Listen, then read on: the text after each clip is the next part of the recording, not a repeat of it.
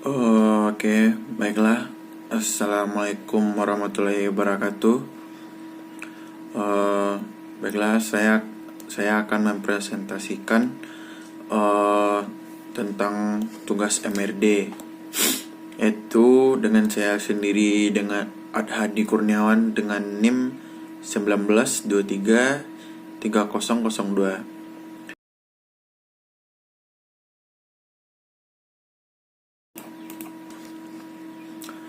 Baiklah, yang pertama kita akan masuk kepada pokok-pokok materi. Yang pertama yaitu pengertian distribusi daerah. Yang kedua, jenis-jenis distribusi jasa umum. Yang ketiga, jenis-jenis distribusi jasa usaha. Yang keempat, jenis-jenis distribusi perizinan tertentu. Yang kelima, penentuan tarif distribusi. Yang keenam, perhitungan potensi distribusi. Yang ketujuh, perhitungan potensi distribusi pelayanan pasar. Yang kedelapan, perhitungan potensi distribusi pelayanan parkir di tepi jalan umum. Yang kesembilan, perhitungan potensi distribusi pengujian kendaraan bermotor.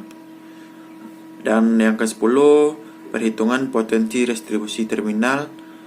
Yang ke-11, perhitungan potensi distribusi pelayanan persampahan atau kebersihan.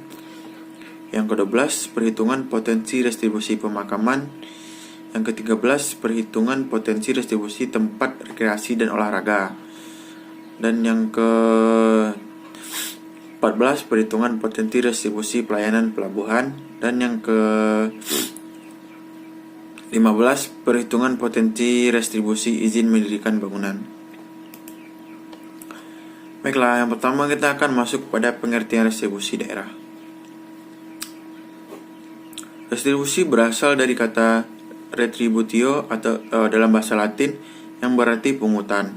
Secara umum, distribusi adalah pungutan yang dilakukan oleh pemerintah atas pemakaian prasarana atau pemanfaatan jasa yang disediakan seperti pemakaian jalan dan sebagainya. Menurut Undang-Undang Nomor 28 Tahun 2009, distribusi daerah adalah iuran yang dibayarkan oleh rakyat kepada daerah yang dapat dipaksakan yang mendapat prestasi kembalinya secara langsung. Misalnya, distribusi perizinan tertentu yang penerapannya berlaku umum.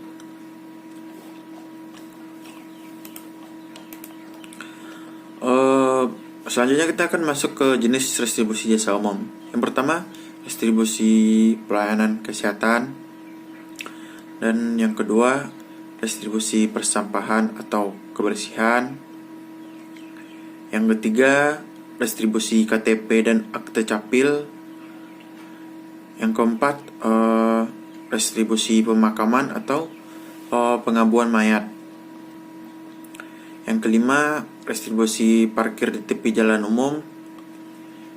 Yang keenam, distribusi pelayanan pasar. Yang ketujuh, distribusi pengujian kendaraan bermotor.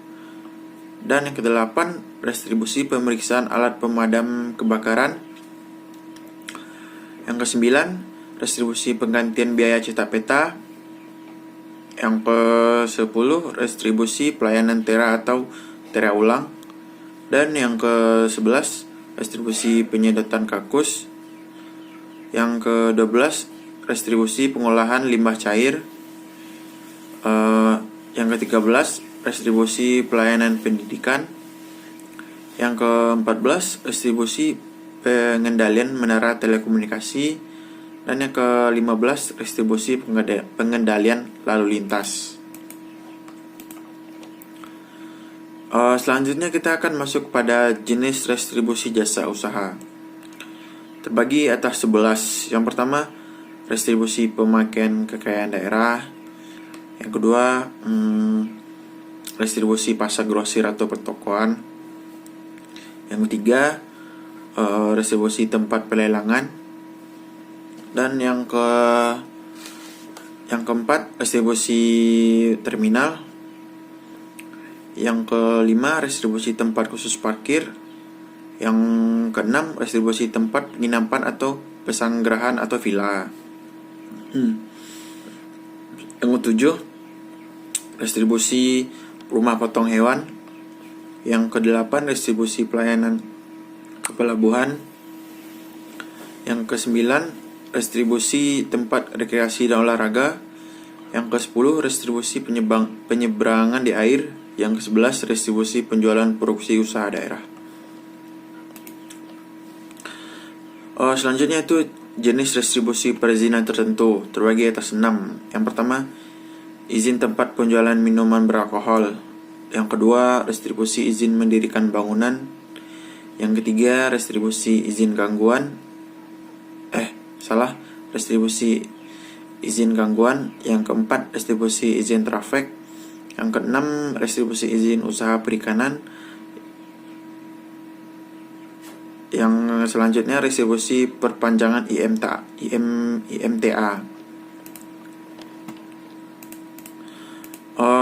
Baiklah, selanjutnya akan masuk pada penentuan tarif restribusi. Yang pertama dulu yaitu restribusi jasa umum. Prinsip dan sasaran dalam penetapan besarnya tarif restribusi jasa umum ditetapkan dengan memperhatikan biaya penyediaan jasa yang bersangkutan, kemampuan masyarakat, aspek keadilan dan efektivitas pengendalian atas pelayanan tersebut. Biaya tersebut meliputi biaya operasi, biaya pemeliharaan, biaya bunga, dan biaya modal. Yang kedua, restribusi jasa usaha. Prinsip dan sasaran dalam penetapan besarnya tarif restribusi jasa usaha didasarkan pada tujuan untuk memperoleh keuntungan yang layak, yaitu keuntungan yang diperoleh apabila pelayanan jasa usaha tersebut dilakukan secara efisien dan berorientasi pada harga pasar. Yang ketiga, distribusi perizinan tertentu. Prinsip dan sasaran dalam penetapan tarif restribusi perizinan tertentu didasarkan pada tujuan untuk menutup sebagian atau seluruh biaya penyelenggaraan pemberian izin yang bersangkutan, meliputi biaya penerbitan dokumen izin, pengawasan di lapangan, penegakan hukum, penatausahaan, dan biaya dampak negatif dari pemberian izin tersebut.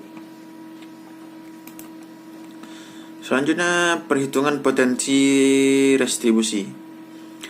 Metode perhitungan potensi restribusi meliputi yang pertama yaitu pengklasifikasian potensi penerimaan restribusi daerah berdasarkan klasifikasi prima, potensial, berkembang, dan terbelakang. B. Perhitungan potensi untuk jenis restribusi dengan data sekunder dengan menggunakan pendekatan metode tren atau pertumbuhan. Perhitungan potensi dilakukan dengan menggunakan proyek statistik. Yang ke C, metode perhitungan. Potensi distribusi dapat juga dengan menggunakan pendekatan makro, yaitu dengan menganggap bahwa realisasi penerimaan pada tahun terakhir adalah merupakan potensi distribusi untuk tahun selanjutnya. Yang D, pendekatan lain yang akan dilakukan dalam penghitungan potensi distribusi adalah melalui survei terhadap volume atau frekuensi pelayanan yang diberikan dari objek-objek distribusi yang diteliti. Baiklah, perhitungan potensi distribusi pelayanan pasar. Yang pertama, untuk penerimaan pelayanan distribusi yang dilakukan harian, PRPP sama dengan dalam kurung TRA X 3 dikali 365 hari dikali N dalam kurung ditambah TRB dikali 30 X 365 hari dikali M dalam kurung ditambah TRC dikali 365 hari kali XP. Untuk penerimaan pelayanan distribusi yang dilakukan bulanan, yang kedua yaitu PRPP dalam kurung TRA X 12 bulan dikali N ditambah TRB X 12 bulan dikali M ditambah TRC dikali 12 bulan dikali P. Selanjutnya itu Restribusi pelayanan parkir. Restribusi pelayanan parkir di tepi jalan umum PRPP dalam kurung N1 dikali TP1 dikali TRP1 dikali 365 hari dalam kurung ditambah N2 dikali TP3 dikali TRP3 dikali 365 hari ditambah dalam kurung NN dikali TPN dikali TRPN dikali 365 hari. Restribusi pengujian kendaraan motor. Per PPKB sama dengan JUK dikali TR dikali N hari dalam setahun. Yang ketiga, restribusi terminal. PRT sama dengan JU dikali TR dikali N hari dalam setahun. Restribusi pelayanan persampahan atau kebersihan. Per PK sama dengan JU dikali tarif per bulan dikali 12. Selanjutnya restribusi pemakaman. Potensi restribusi tarif restribusi atau makam dikali jumlah makam. Selanjutnya restribusi tempat rekreasi dan olahraga. PPR sama dengan jumlah kunjungan dikali tarif per orang dikali 365 hari. Selanjutnya restribusi pelayanan pelabuhan. PPR sama dengan jumlah unit dikali tarif atau unit dikali 365 hari. Yang terakhir yaitu restribusi izin mendirikan bangunan. Jumlah luas bangunan dikali indeks terintegrasi dikali indeks BG baru dikali HS atau tarif. Baiklah, cuman itu yang dapat saya sampaikan. Jika ada kata-kata yang salah tolong dimaafkan. Saya sudah dengan Assalamualaikum warahmatullahi wabarakatuh. Terima kasih.